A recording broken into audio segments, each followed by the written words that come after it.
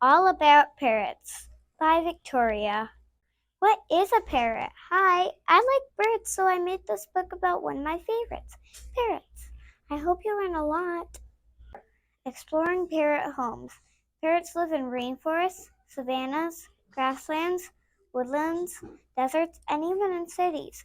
Parrots live in Central and South America, Africa, Asia, Australia, and nearby islands. One kind of parrot even lives in snowy mountains.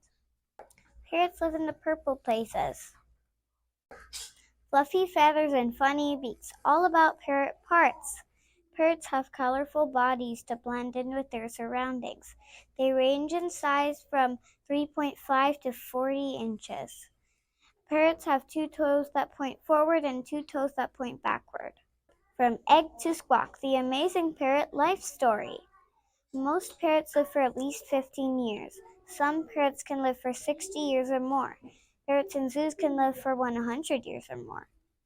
Parrots lay from 2 to 6 eggs. Parrot chicks stay with their mothers for 3 to 8 weeks. Yummy yum yums for parrot tums. What parrots love to eat.